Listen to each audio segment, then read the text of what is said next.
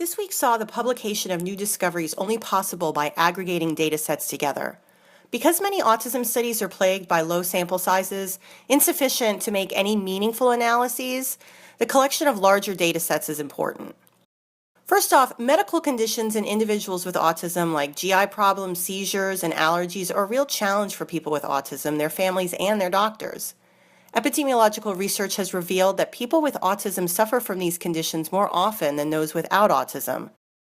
Researchers at multiple institutions across the United States analyzed data from large studies like the Autism Genetic Resource Exchange and the Simon Simplex Collection to look at patterns of conditions in individuals with autism and their family members to figure out if there's a shared biology across these different conditions.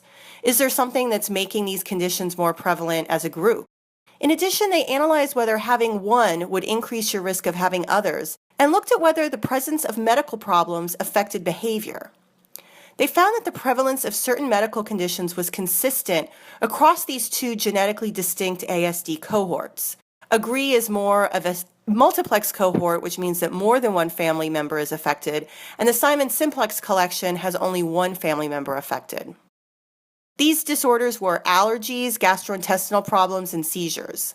They also found presence of a diagnosis of GI problems, sleep issues, or seizures. They increase the risk of having another one of these sleep issues. So parents often note that their child suffers from sleep issues and GI issues, or GI issues and seizures, or so on and so on. So it stands to reason that there is an underlying biology across these conditions. Unfortunately, the more medical problems you had, the worse your autism symptoms were. However, sometimes these medical conditions may not be attributed to the autism. They could run in families independent of the autism diagnosis. Take, for example, allergies and asthma. It was higher in unaffected siblings of people with autism and in parents of people with autism.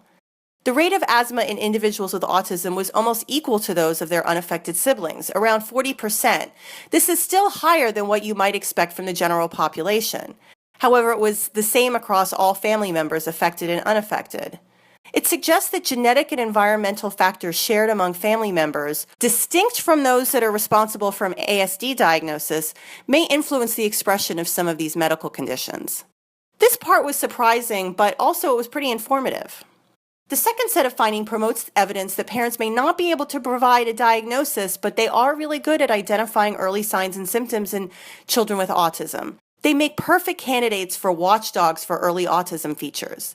A study out of Canada, which pooled data from many different toddlers with autism, was recently presented at IMFAR, and now their findings have been published. It's a group of researchers that studied the development of younger siblings who already have a diagnosis. The group is more likely to be diagnosed with autism than the general population, and it's an ideal way to understand the very early signs and symptoms. So these parents were watching their younger kids like hawks from the time they were born to the time they receive a diagnosis, or they don't receive a diagnosis. The researchers from Canada, led by Laurie Sacre at the University of Alberta, provided standard interviews at all these time points to see if parents picked up on things in the children of ASD compared to those children who ended up not having a diagnosis. Because this was done prospectively, there was a much lower concern that there was any bias in the assessments. The investigators found that the total number of concerns at 12 months predicted which children would receive an autism diagnosis. That's pretty consistent with existing evidence. However, the group difference were actually apparent even earlier. Differences in sensory and motor skills at 6 months and in sensory and play skills at 9 months could be detected in those who went on to receive a diagnosis versus those who did not. On the other hand, differences in rates of concerns in other behaviors like social behaviors and repetitive behaviors were seen at later ages.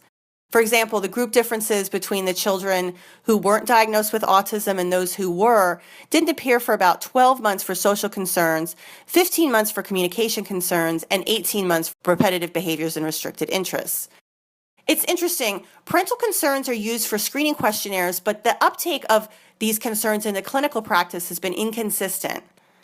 These authors argue that this could change by doing things including streamlined referral systems to ensure that children with identified concerns are assessed in a timely way, and training for support staff to facilitate referrals and track follow-through and outcomes. The takeaway message is, if you're a parent who has concerns about your child at 6 to 9 months in sensory or motor skills, bring them to your doctor and be persistent. Thanks again for listening, and talk to you next Friday.